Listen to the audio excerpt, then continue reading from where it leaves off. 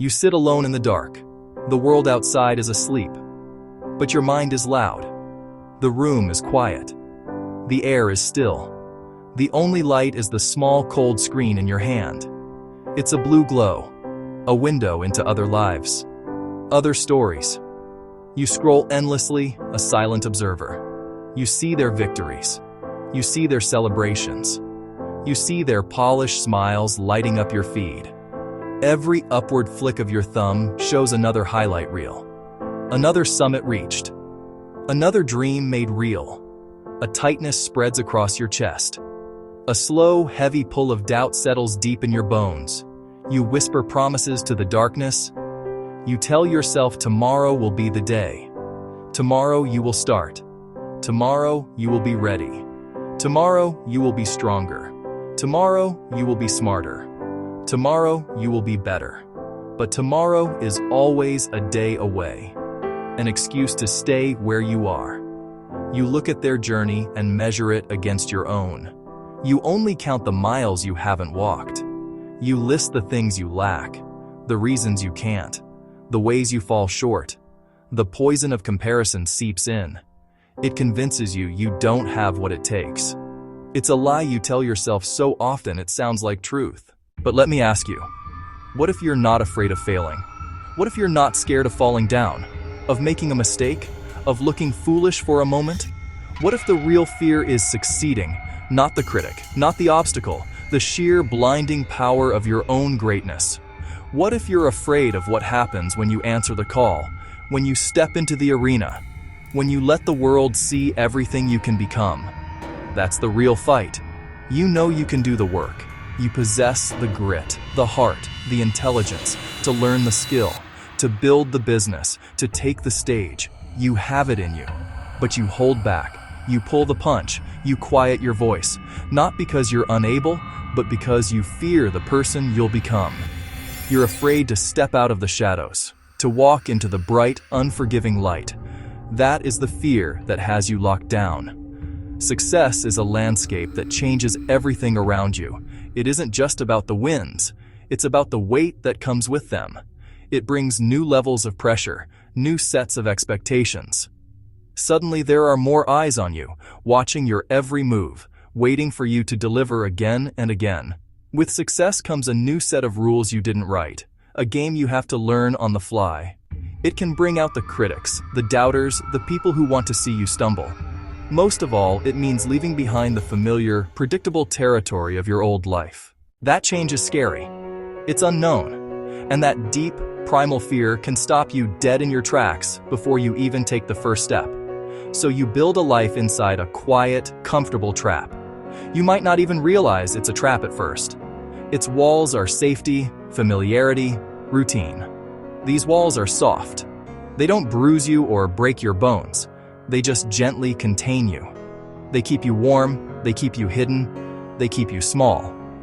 Every single day, you make 1,000 tiny choices that reinforce those walls. You choose the safe path, the known quantity, the easy answer. And with each choice, those soft walls press in just a little bit tighter, and your world gets a little bit smaller. Your heart, once hungry for mountains, learns to be content with the view from the valley floor. From the safety of your couch, you watch others climb their mountains. You become a professional spectator in the game of life. You cheer for them. You celebrate their victories. You speak their names with a reverence usually reserved for heroes. And a part of you is happy for them. But there is another part that aches. Why isn't that me? That question is the first crack in the wall of your comfort. This is the hard truth you have to face. The truth that's been hiding behind all the excuses. You are more afraid of success than you are of failure. Fear is a master of disguise. It's a shapeshifter that rarely introduces itself by its real name. It doesn't walk up to you and say, "Hello, I am the fear that is crippling your potential." Instead, it puts on a mask and speaks in a reasonable, cautious voice. It calls itself humility, telling you not to be too bold or too ambitious. It calls itself realism, whispering that your dreams are too big, too impractical, too far-fetched for someone like you. It calls itself patience, urging you to wait for the perfect moment, for a sign from the universe, for next year, when things will be different. It's a master manipulator of your own mind. That voice of fear is relentless in its campaign to keep you safe. It will say, "You're not ready yet. You need more time, more training, more experience." It will warn you, if you succeed, you'll lose friends. You'll change, and people won't like the new you. It paints a picture of isolation and loss, making your current comfort zone seem like a paradise you'd be a fool to leave. It does all of this with one single overriding goal: to protect you from harm, from pain, from the unknown. But what it doesn't tell you is that its brand of safety is a slow poison. This kind of safety doesn't protect you. It preserves you in a state of unrealized potential, slowly stealing your light until there's nothing left but a flicker. So inside you, a war begins. It's a quiet civil war fought entirely within the battlefield of your own heart and mind. On one side of this conflict stands the army of comfort. This side is a powerful incumbent. It knows every inch of your small world. It has mapped out all the safe routes, all the well-worn paths of habit and routine. It knows your weaknesses and exactly what to say to make you retreat. It promises you ease, calm, and a life free from the risk of major failure. On the other side of the battlefield stands a single, solitary warrior. Courage. This side doesn't feel comfortable or familiar. It feels raw, exposed, and heavy.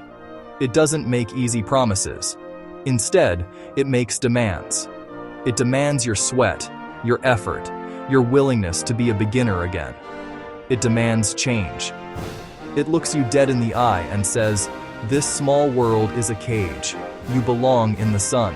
The battle between comfort and courage is fought daily in the smallest of moments.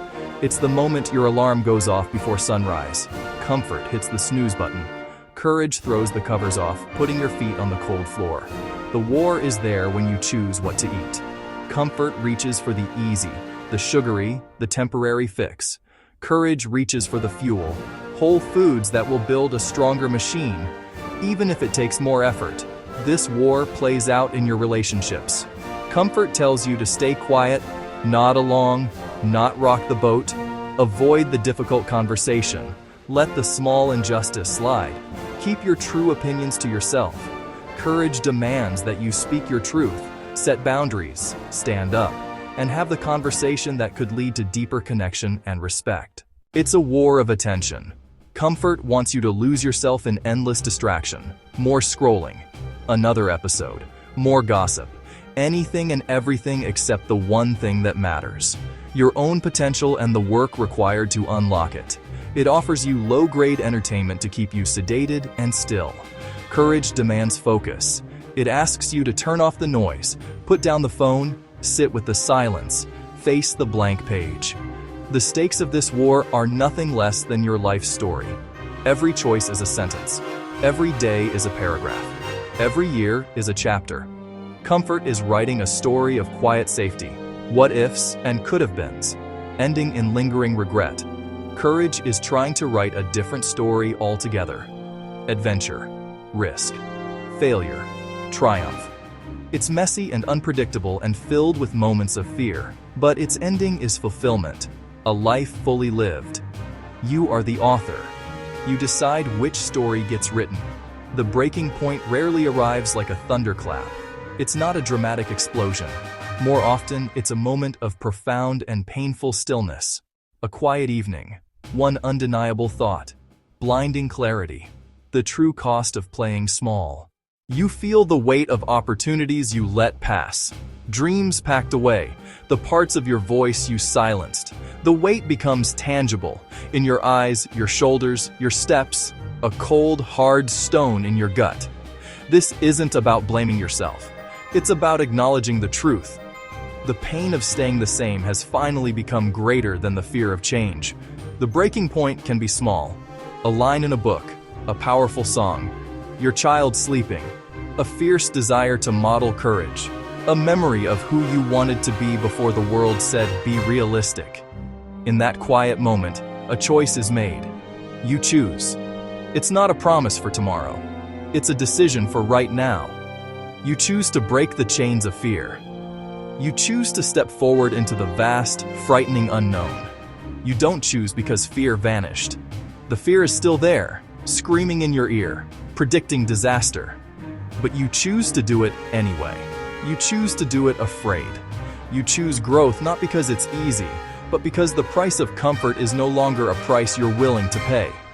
The deal is off. A choice, a true choice, is not a thought. It's not a declaration. A choice is action. It is the physical embodiment of your decision. It doesn't have to be a giant leap. In fact, it rarely is. It is simple. It is often messy. It is one small, deliberate step, followed by another, and another, and another. It is the relentless repetition of small, courageous acts. It's the choice to wake up 30 minutes earlier, not just once, but every day this week, to work on your craft before the world demands your attention. It's a commitment in motion. This is the work. It is saying yes to the hard things and saying no to the easy distractions. It is the conscious decision to turn off the television and to pick up the book. It is saying no to the voice of comfort that begs you to stay on the couch.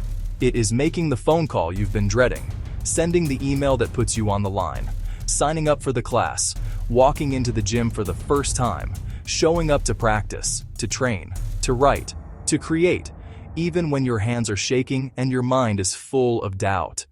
Transformation is built on a foundation of failure. The path forward is not a clean, straight line. You will stumble. You will fall. You will get it wrong. You will try something and it will not work. That is not a sign to quit. That is a sign that you are in the arena, that you are learning.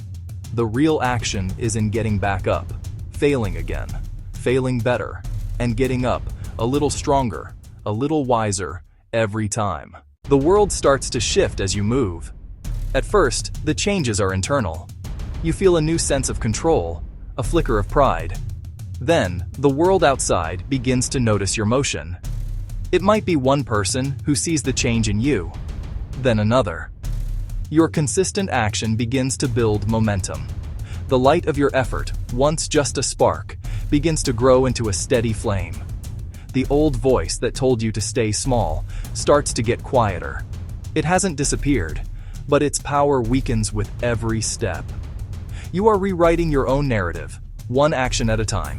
Transformation doesn't look like a motivational poster. It looks like work, sweat in an empty gym when everyone else has gone home, quiet nights under a single lamp, wrestling with a problem or honing a skill, loud early mornings already moving, already building, already preparing. It's not always glamorous. Most of the time, it's just grit, ideas, plans, crossed out lines, aching lungs and shaking muscles that grow stronger with each session. It's the calluses on your hands from the barbell, the instrument, the tool of your trade. It is the moment you look in the mirror, not to criticize, but to see someone a little tired, a little stronger, a little clearer, a little closer to the vision in your heart. As you continue to do the work, new challenges rise up. Growth isn't a life free of problems. It's becoming the person strong enough to handle bigger ones. The new life brings new pressure, new responsibilities, new kinds of trouble. But you meet them with a new kind of strength. There will be nights when the old doubts creep back in. Moments when you hear that voice whispering to retreat. When that happens, anchor yourself. Remember the breaking point. Remember the quiet moment you chose. Remember the painful cost of staying small. Remember the faces of the people who are counting on you, the people you love, the people who need you to be the biggest version of yourself. Remember your name, and remember the promise you made to yourself. You are not the sum of your fears. You are the sum of your choices. Imagine this. You are walking down a city street. It's broad daylight. The sun is warm on your face. You take a deep, powerful breath. Your chest expands, open and free. You feel the memory of fear like a heavy winter coat you've just taken off. You've left it behind. You are walking with purpose. Your steps are steady and sure. Your heart is beating loud in your chest, not anxiety. It's the drumbeat of life, of power, of presence. You are no longer hiding. You are here. Hold this truth in your heart. The world does not need a smaller, safer, quieter version of you. It has enough of those. The world needs the version of you you're scared to be. The bold you, the brilliant you, the you that speaks up, the you that creates, the you that builds, the you that leads, the you that loves with their whole heart. The world is missing the unique gift only you can bring, the story only you can tell, the change only you can make. Your courage gives other people permission to be courageous. Break the fear. It doesn't happen all at once. You break it piece by piece, choice by choice. Start with one small, defiant act today, right now. Say the hard but necessary sentence. Send the bold email. Make the first move on the project. Stay for 5 more minutes. Speak your truth to one person. Do one thing today the old you would have been too scared to do. This journey is not easy. This transformation is not quick. But I promise you, it is worth it. The world doesn't need a smaller version of you. It needs the version of you you're afraid to become. Break the fear. Become who you were meant to be. Subscribe now. Your transformation starts today.